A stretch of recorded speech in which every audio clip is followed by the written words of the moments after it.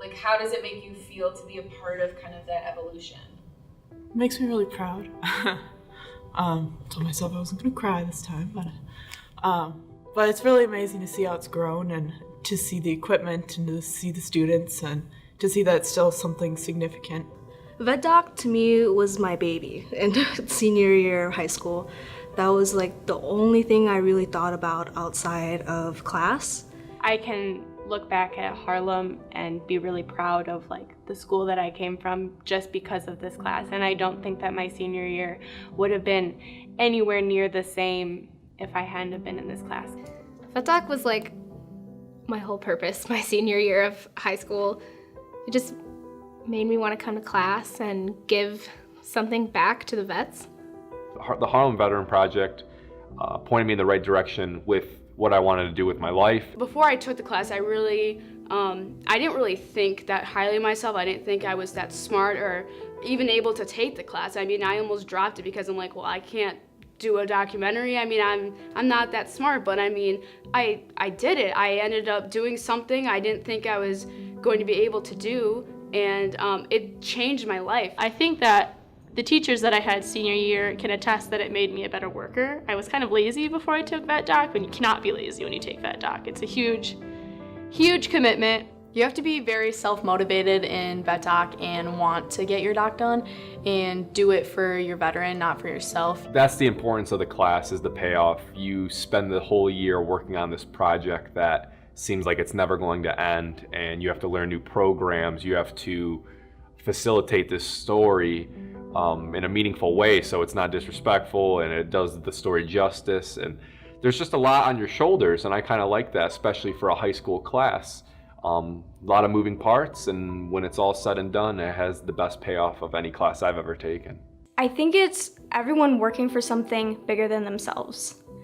You know, people can be on sports teams, they can be in marching band, they can be in clubs, but this is something people are going to remember a long time from now. People aren't going to remember that football game against Tananiga. They're going to remember the civilian or the veteran that they had, and in turn those families are going to remember the stories that were preserved. Vet Doc to me is like a very essential part of understanding history through the eyes of those who lived it in a way that I think a lot of textbooks don't really capture. I think it's really essential for us as young people to really listen to and experience first-person views of history in a way that, you know, books fail us.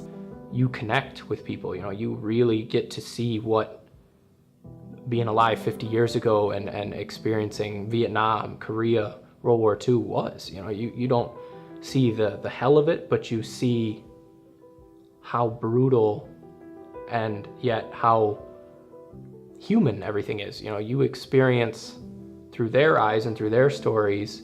You know, it's not easy to talk about something that you've been through. It's very hard, and many veterans that come through here, they feel like they are able to do that, and you can see that just in the documentaries that are being made. Is, you know, they choke up, they start to cry, and you can really feel that emotion that's there, and it's such a powerful thing. Kind of explain how the class sticks with you over time.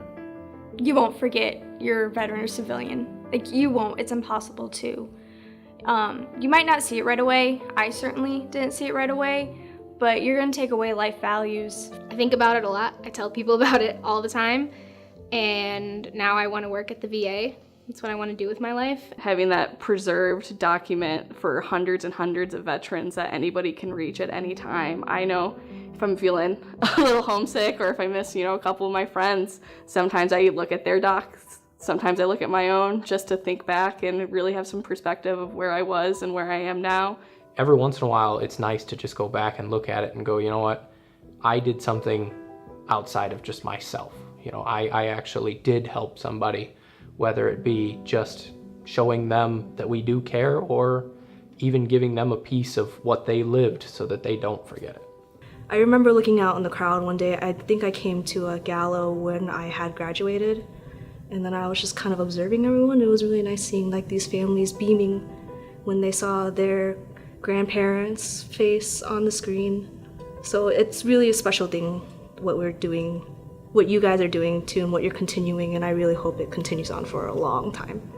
It's very mixed emotions because it's something that you've worked on for so long, you put so many hours in, you came in after school, you came in on holidays, and you have this vision in your head of how you think it's going to turn out, and then sometimes you feel like maybe it didn't measure up. So you're excited that it's done and you're so proud of it, but at the same time there's that little bit of apprehension when you give it to them and you hope that they're as happy about it as you are.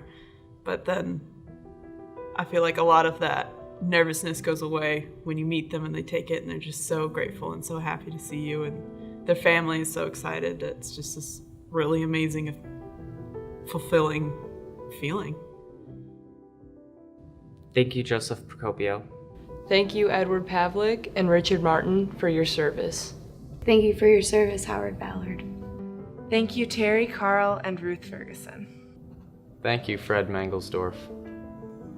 Thank you, James Presley. Thank you, Walter Watson. Thank you, Charles Lind. Thank you for your service, Ed Morris. Thanks, Brian Spencer. Thank you, Marvin Ray. Thank you, Brian Schulberg. Thank you, Stephen Hall. Thank you, Michael Wells. Thank you, Bruce McDonald. Thank you, Jack Ross. Thank you, Delbert Tedrick. Thank you, John McCaslin. Thank you, Freddie Carter. Thank you, Bob Babcock. Thank you, Leroy Lewandowski. Thank you, Vilriam, for your service. Thank you, Don Snyder, for your service and for telling your story.